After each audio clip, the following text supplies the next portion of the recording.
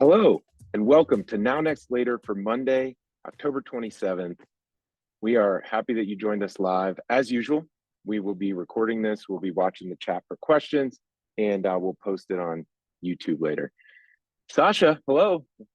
Welcome back to Now Next Later. Good to see you. Happy Spooky Monday. That's right. We're all embracing the theme of the week here. We have a Friday night Halloween, so it'll be very exciting. And so we thought we would kick it off this week with a little fun with our backgrounds and with our guests. We're happy to have Thomas Lloyd here from Xactus. Thomas, we've been talking data, we've been talking propensity, we've been talking performance for over a year now. And to see it all come together in this conversation is pretty exciting for me. I was looking over some of the materials and preparing, and I think the best thing I can do is actually, tee you and Sasha up for a little bit of explanation of what we're going to be talking about today from a data perspective across the industry, and then what lenders should be doing about it moving forward. As you know, the innovation piece here is all about adoption. What can we do to actually bring this into our businesses and move this industry forward? And so I think today's going to be all about mortgage intent and mortgage market performance. And I'm really excited to have you here. So Thomas Lloyd, thank you for joining us. Great to see you. Thanks, Jeremy. Good to be here. So Sasha, why don't you kick us off with a little bit of intro as we think about, you and I have been talking about data analytics, trying to help lenders really understand. I think one of the things I've heard over the last few months is, if you're not careful, data can tell you any story that you want to see. You have to be really careful about how you look at it, how you use it, who you trust. And, tell us a little bit about Xactus's, mortgage market indices, as well as other data products, and what we'll be talking about in terms of market performance today. Sure. I will do my best at an intro, but this is Thomas's baby, so he'll do better at expanding upon it. But I think if you consider the indices that are out there today, you have things that are happening at the time of application, like MBA's index. You have HMDA data, which is very reflective, either quarterly or end of year. If you're really good with your HMDA data internally, you might see it monthly. And then, FAR Optimal Blue's got indices, et cetera. So you've got tons of different data that's out there, but a lot of it is really application and beyond. And most of it is very reflective of after the fact. And so given, part of Xactus's remit is in that credit space, and we do have the ability to see soft pulls before someone moves forward to a true application process, it allowed us an opportunity to say, hey, what if we could pull this data together and help lenders visualize and consume it in a way that they can digest with their other dashboards, their other reporting, to think about, how do I get ahead of the market demand? And what are those indicators showing me? How do I think about forecasting my loan volume in a different way, or, how I'm shaping my pricing models to reflect that demand that's coming in, et cetera. So really the Xactus Mortgage Intent Index is exactly what it sounds like. It's an intent for a borrower to buy, and it gives that visibility into that data for a lender a little earlier in the process than most indices that are out there today. Thomas, did I do a decent job? Anything you'd expand upon? You did great. I mean, at the highest level, Jeremy, we are the largest provider of credit to the mortgage industry today at Xactus. We believe we have around 30% market share, so 30% of all credit pulls related to mortgage applications are coming through our platform. And so using that market share and that volume to create an index to show the industry what's really happening in the credit space, and there we'll see in some data and some of the slides that we have prepared, but there's a lot of activity that happens outside of an application or a rate lock to get to a closed loan, and that's what we're trying to show here. Yeah, I appreciate that. We've been saying on Now Next Later that propensity is going to be the word of the year next year. How you are able to reach up funnel, but also reach your current customers will affect everything. It'll affect the ability to close a loan faster at a lower cost of production. It will probably affect lead conversion, and it will definitely affect retention and their willingness to do business with you again. And to me, that's everything. That's those three things are all the really mortgage lenders, a lot of banks and mortgage lenders can control. So this is highly relevant. We're really glad you brought your data and your slides. So why don't we jump right in, see if the system will let you share. And we know we'll have a lot of questions. So the faster we get to the data, the faster we can get to the questions as well. Sure. While Thomas is bringing it up, we had fun. We have a client advisory board, and we had a lot of fun testing this out with a few of them.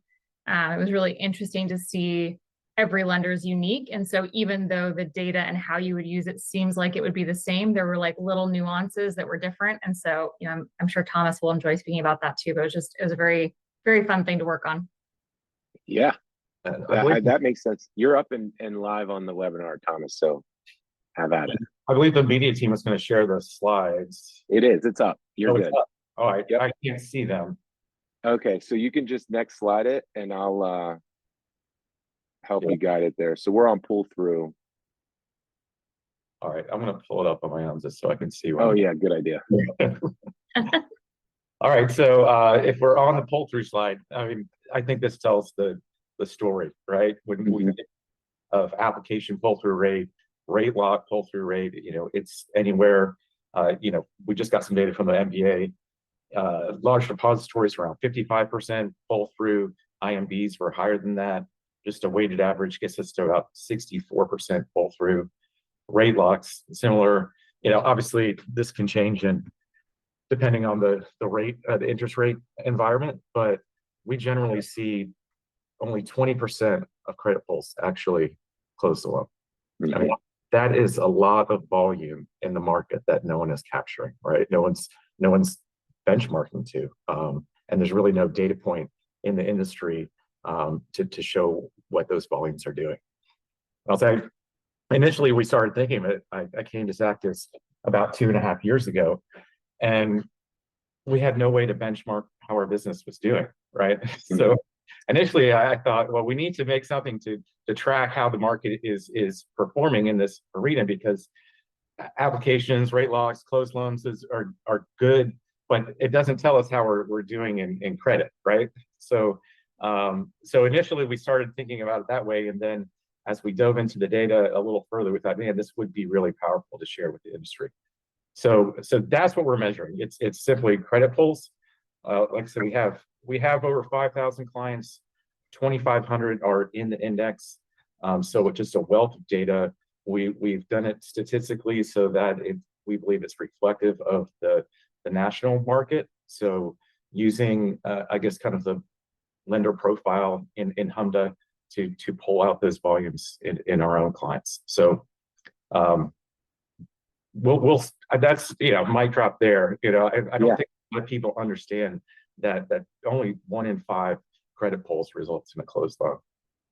And yeah, I agree. I think that the lower rate environment of, call it, you know, over 5 years ago skewed the numbers to such a degree because it was a lot of rate and term refi. And when you have rate and term refi, you tend to have a higher pull through because you know before you proceed generally that there's some savings to be had. Otherwise, you wouldn't be going down that very arduous path. With this rate environment, I guess what I'm hearing is two things. One, pull through is probably a lot lower than people realize, as you said, from credit through. But then also, it does show some intent, latent intent, intent to do something. And that's also, I believe, largely uncaptured as well. Correct. And in a purchase market as we are today, you could get that pre-approval letter, which will have that, you know, soft credit pull that we're capturing here. You might not purchase the house for 3 or 4 months, but you've made, you know, that's demand, and this is what we're showing in the index, which is exciting. Excellent. Okay, so let's keep going here. For those on the media team, we can go to the next slide. So credit application and rate lock, as you know, over time here. Tell us a little bit about what we're looking at and what we should take away. Yeah, we just want to show the correlation because they are highly correlated. You know, if the pull through rates, even if it's 1 in 5 for a credit pull, and it's, you know, 2 out of 3 for, let's say, a rate lock or an application, when those kind of pull through rates hold, the application index and the rate lock index and our index, they work together, right? So you can see in the chart, it's very highly correlated. But it's important how they all interact. So one point of the slide is just to say, hey, our index is actually tracking with the other indexes in the market. Like we're not, showing some value that's way off in left field. So we want to give it some validity first, but also understand that, okay, when these indexes don't align, when there's different movements, that signals something happening in the market, whether it's interest rate drop or let's say an increase or a pullback in demand or an increase in demand, right? That's right. As they interact, I think that's an important thing that we haven't understood in the industry because we haven't had data to back it up, right? Right. And Thomas, I know we have, a long way to go. We just launched this and there's so many more features we want to add, but just initially, can you talk about how you think capital markets and secondary uses can come into play here? Sure. I mean, this is kind of the early stage demand index, if you will, or intent index. So as we're seeing the index rise or fall, it can be a real signal for what's going to happen in the market down the road. So will, originations increase? Will they decrease? These are all things that I believe the index is showing an early indicator of, and some kind of signal that we haven't had in the market before. So understanding, what's coming down the pipeline as the index adjusts, I think it's important. Yeah, it feels like what's coming down the pipeline and also a recalibration of what's an addressable market. I think oftentimes this leads me to believe a lot of lenders are probably thinking of like the addressable market as top of funnel, and then my conversion is like what I make of that, rather than what you're saying, which is you got to really sharpen the pencil here on when you start defining your addressable client, because it's not probably as big a bucket as you think it is. Right, because this is real people through the door, right? Yeah. Okay. So, and then how many of those people through the door are you converting? Yeah, that's your bottom line. But if you have less people through the door than what the index is showing, then you're not doing, you've got some issues to address, right? Yeah, that's right. And so, we talked about pull through and all that, but really it's how many borrowers are out in the market actively shopping, right? Either for a purchase or a refi. And the first thing that a lender's normally going to do is pull their credit. And here we're showing that volume.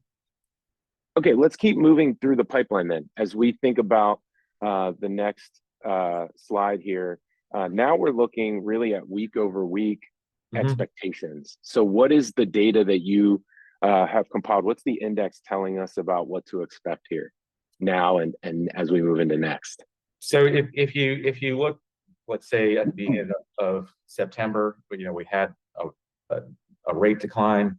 We saw a spike in volume. That started to come down. Right now, we're roughly flat week over week for the past 3 weeks. But we don't seasonally adjust the index, but reality is it's actually about 4 or 5% higher than the same week last year when we had what Sasha refers to as the boomlet, and you can see that and that little camel hump over September, October of last year. So we're actually seeing volumes persist into the last few weeks here of October. So that 129.1 is actually last week's number, which we released this morning. So there's a timeliness of the index as well that we'll talk about more of the bells and whistles that we're going to add later, but there's a timeliness to it. So we know right away what the market's doing. And as we're pushing into kind of the slower months of November and December, seeing that number actually elevated, I think is important moving into 26. Yeah, that kind of reflects a little bit of what we've heard a lot of people predicting might occur. Now we have some data points to say, all right, now we can think about end of the year spending if you're on a calendar year budget, as well as what's really predict for at least 6 months into 2026.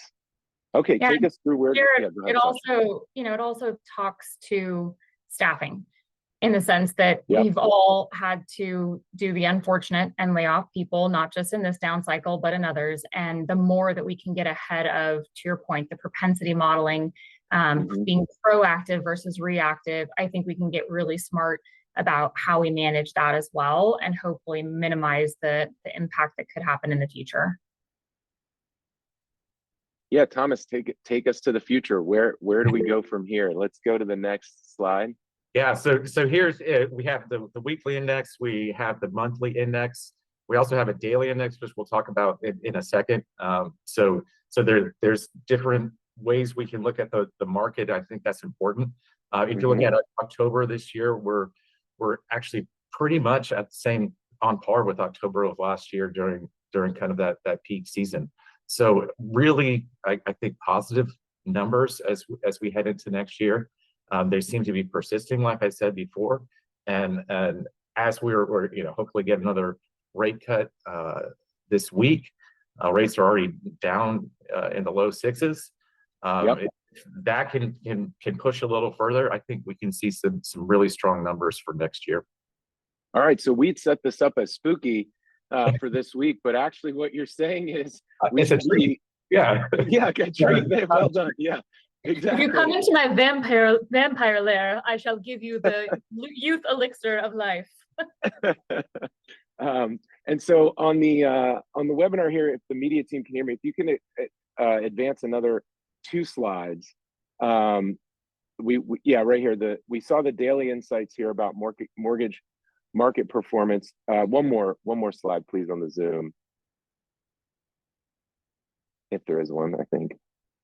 Yeah. So Thomas, this takes us, to how to think about mortgage volume. I think a lot of times when we hear lower rates, what you just said, we celebrate obviously because we start to get the pipeline ready, but that's mostly sales. Sales knows what to say. We know what to say when rates come down. How are you thinking about this more industry wide or more operational wide? Sasha mentioned capital markets a minute ago.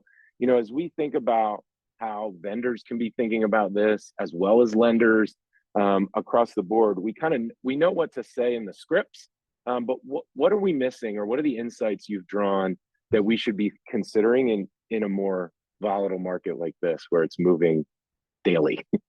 Yeah, and I think that's we beta tested this with a few of our clients who are on client advisory board. We had one client, we showed it to him within a minute. He's like, let me show you my dashboard. He pulls up his operational dashboard, internal, like to his shop, and he was showing how he tracks his business. And he tracks it from credit pulls to applications to rate locks to funding. And he told us, he's like, I benchmark applications to the MBA, I benchmark rate locks to Optimal Blue, and he's like, I've got nothing to benchmark credit pulls to. So he immediately took that, put it into his own workflow, his own reporting, his own monitoring, and this is how he staffs. This is how he plans funds. So important data point for his business that wasn't captured and now is able to. So operationally, I think the index has value, outside of just giving a number to tell the industry what's happening, or tell capital markets, or tell an investor. This has, I think, a daily use case in anyone's shop. Yeah, I'm for everyone listening, I'm sharing in the chat the link so that you can see this index and work off of it, see what some of the data that we've shared here and that will be available week over week that you can look at. I'd like to leave us some time here with a few minutes, Thomas, to kind of go into where you think the future is. We're getting more and more granular with more and more inputs to these dashboards that you just mentioned. You're hearing from the advisory board, the lenders that you work with, you're looking across what is possible with data visualization and some other things. The thing that I've always struggled with the mortgage industry is there's a sense of urgency that is overwhelming at a certain point in the pipeline. Once they file, or sometimes you see a spike in volume move through the pipeline. You'll hear it talked about as kind of like the prey moving through a snake type of idea. People use different imagery, but I'm curious. One of the things we always are trying to do is smooth out the spikes, smooth out those headcount challenges that Sasha mentioned a moment ago. Can you kind of walk us through your vision of the next, 4 quarters, the next year? How do you think this matures? And you've already foreshadowed some of the other tools and solutions that you're thinking about. Can you kind of put the pieces together for us? Sure. So today the index is just a national number and a national indicator that we're publishing every week. We do have a daily index that we'll be publishing hopefully in Q1.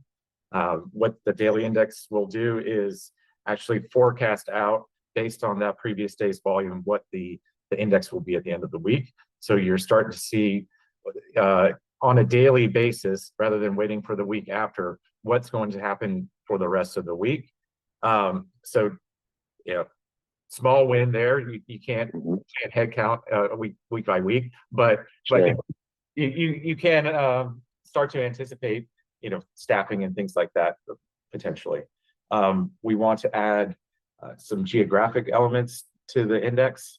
That way, lenders can benchmark their performance if they lend in certain regions, right? So we'll add that piece. So hopefully you can drill down into any MSA that you lend in and see where you're performing against the index.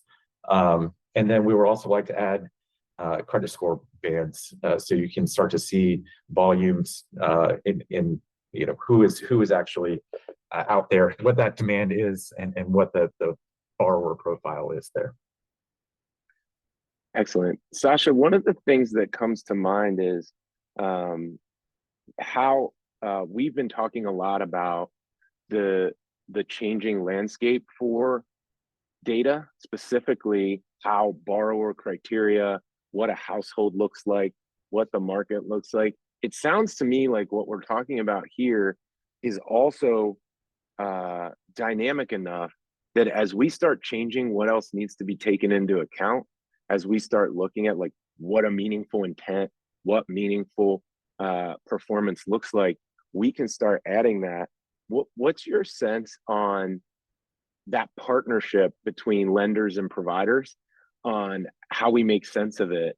It just feels to me like next year is going to be pretty volatile from both what happens, who makes what decision, the trigger point for who moves up, who downsizes, which markets actually have jobs in and out. It does seem like it'll be almost a daily update at this point. How are you thinking about that? Working with lenders, working with the market, what else can we expect? Yeah, you like to ask me the, like I call them, loaded baked potato questions. All the toppings. All the toppings. So I think at a high level, there's data that we have that allowed us an opportunity to offer this to our customers, right? And lenders don't have that level of aggregate data to tell a storyline at a large scale. There's data that lenders have that we don't have, right, relative to their own portfolios. And so I do think there's an opportunity to partner more. I think I'd be speaking out of turn, and Thomas will probably come through and smack me into the fireplace in my background here on how do we marry the two more so that it becomes more powerful. And I think the question is just what can we do that would scale, right? And it might not be something that Xactus comes out as an offering with. It might be that another company has a way of doing this that we're not aware of, or it just might be lender to lender figuring out how to work with us or another provider, regardless of the data, regardless of the index that you might be looking at, to get closer and tighter. And I've said that a lot this year on stage, that I do think the industry partnership needs to be tighter across the entire ecosystem for participants, because nothing is a one size fits all, which is why it is so hard to create solutions at scale. But that being said, I do believe that if we come closer together, we can find those nuances, and either we provide you enough that you can go create what makes sense for your business model so that you can play with data in a more powerful manner, Or maybe we do find a way to create an offering and, I'll just make it up. Maybe there's one for IMBs, one for credit unions, one for banks, or maybe there's one, small, mid-sized, large, or it is regional based, to Thomas's point. So I think the sky's the limit. There's a lot of opportunity, and the core that we always come back to is the more data, the better, because then you can take that data, assimilate it, and determine, how do I get the data to work for me rather than me constantly working to turn that data and pay for it. Yeah, Thomas, that brings up a really interesting question. As you think about trying to find the best framing of the data, the best interpretation of the data for a particular lender, it sounds like what Sasha is saying is we do have better profiles that fit different types of lenders. And you'll be the first to know, honestly, that profile is doing better in that particular category.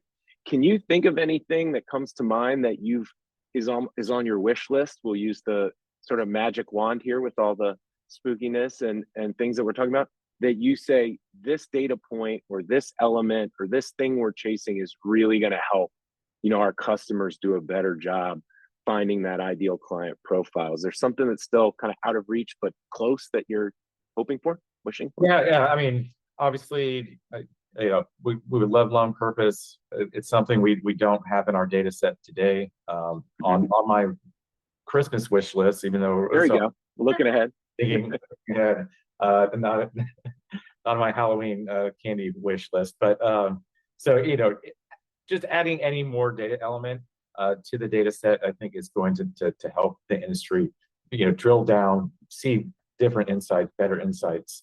Like Sasha said, the more data, the better. Excellent. Well, thank you so much for pulling this together and presenting it for Now Next Later, for our audience, for the Chrisman Commentator. Thomas, one of the things that we are trying to do here is show the next cutting edge, emerging innovation, emerging partnership, emerging technology. And you've definitely shown us that today, because this is the type of thing where we talk a lot about how lenders can differentiate, and that profile that Sasha's talking about, knowing my buyer, knowing my customer better and finding them faster, cutting down on the 1 in 5 and making it maybe 1 in 4 someday, 1 in 3 soon, is a tremendous, that is millions and millions of dollars that can fund the business, that can be passed on to the home buyer. And that's ultimately what motivates us here. So thank you so much for coming on and walking us through that, because it's tremendously powerful. Appreciate it, Jeremy. And just the plug, if you want to subscribe to the index, it's complimentary for Zactus clients. So reach out to your sales reps. If you're not a Zactus client, it's sales@zactus.com, and we can get you set up. Thank you, Thomas, so much. Sasha, great to see you. Likewise. Looking forward to a less spooky, but probably not as much treats next week. We'll have to see. That was pretty good, Thomas. So we appreciate it. And thank you, everybody, for watching. We'll be back next Monday with Now Next Later. Take care. Bye.